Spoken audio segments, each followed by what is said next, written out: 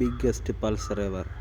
അപ്പോൾ ഗൈസ്, നാളെയാണ് NS400 launch വന്നിരിക്കുന്നത്, May 3.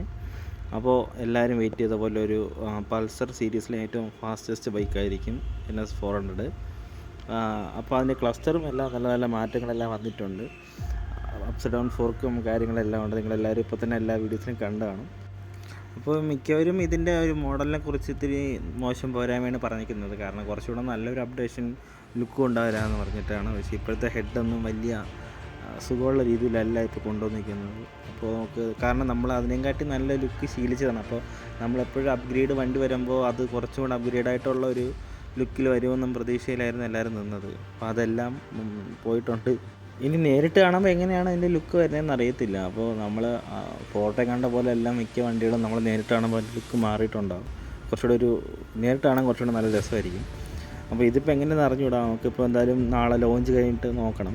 നമ്മുടെ KTMൻ്റെ 1390 സൂപ്പർ ഡ്യൂക്ക് കാർ, അതിൻ്റെ ഒരു ഹെഡിൻ്റെ ഇൻസ്പിറേഷൻ പോലെയാണ് ഇപ്പോൾ NSൻ്റെ ഒരു ഫ്രണ്ട് വന്നെങ്കിൽ എനിക്ക് തോന്നിയത്. എൻ്റെ പേഴ്സണലാണ്. അപ്പോൾ കേസ് നമുക്ക് ഇനി എന്തൊക്കെയാണ് ഇതിൻ്റെ ഫ്യൂച്ചറായിട്ട് അവർ പറഞ്ഞിരിക്കുന്നതെന്ന് നോക്കാം.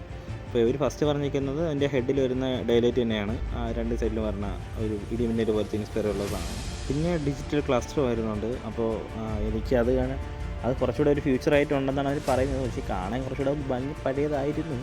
എന്നാലും അതിലൊരു മാറ്റം വേണമായിരുന്നു. നമുക്ക് ഒരുപാട് വർഷം കൊണ്ട് നമുക്ക് പഴയ ടൈപ്പായിരുന്നു. എൻ്റെ RSലും ഞാനത് കണ്ട് മടുത്തായിരുന്നു. അപ്പോൾ നമുക്കിനി അതിൽ തന്നെ നമുക്ക് ബ്ലൂടൂത്ത് കണക്ടിവിറ്റി, നാവിഗേഷൻ കാണിക്കുന്നുണ്ടെന്നൊക്കെയാണ് അവർ അവകാശപ്പെടുന്നത്. അത് ഇനി നേരിട്ട് കാണുമ്പോഴേ അറിയാൻ പറ്റുള്ളൂ. പിന്നെ ഇതേപോലെ USB ഫോർക്കുണ്ട്, ഡ്യുവൽ ചാനൽ ABS ഉണ്ട്, പൊട്ടൻഷ്യൽ ട്രാക്ക് കൺട്രോൾ ഉണ്ടെന്നാണ് അവർ പറയുന്നത്. അപ്പോൾ ഇനി എന്നെപ്പോലെയുള്ള എല്ലാ RS ഫാൻസുകാർക്കും ഉള്ള ഒരു ഇതാണ്, RSന് അപ്ഡേഷൻ വരുന്നുണ്ടോ, RSന് എങ്ങനെയാണെന്നുള്ളതൊക്കെയാണ്.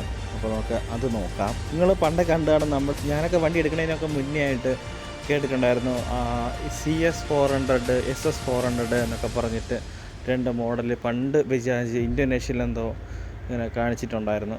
അപ്പോൾ അത് നമ്മുടെ CS400 എന്ന് വെച്ചാൽ നമ്മുടെ ഡോമിനറിൻ്റെ ഏകദേശം ഒരു ലുക്കായിരുന്നു. SS400 എന്ന് പറയുമ്പോൾ നമ്മൾ RSൻ്റെ ഇതായിരുന്നു. പിന്നീടാണ് RS200 എന്നും പറഞ്ഞിട്ട് ഈ ഒരു മോഡൽ വന്നത്. ഇനി അപ്പോൾ RSൻ്റെ ഭാവി അപ്ഡേറ്റ് എന്തൊക്കെയെന്ന് നോക്കാം.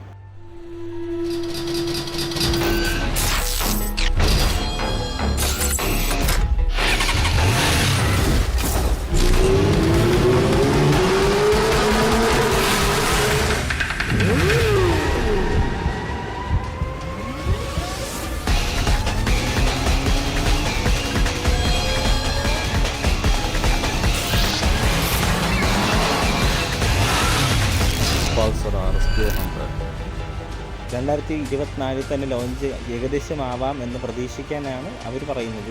അങ്ങനെ വരാൻ എന്തായാലും ചാൻസ് ഇല്ല. കാരണം എങ്കിൽ ഇതിനിടയ്ക്ക് നമ്മുടെ എന്തെങ്കിലും ഒരു കരക്കമ്പിങ്ങനെ കേട്ടേനെ. ഇതൊരു ഇതും കേട്ടിട്ടില്ല. ഇതൊരു ഫുള്ളി ഫെയർഡ് ബീസ്റ്റ് ആയിരിക്കുമെന്നാണ് അവർ തന്നെ അവകാശപ്പെടുന്നത്.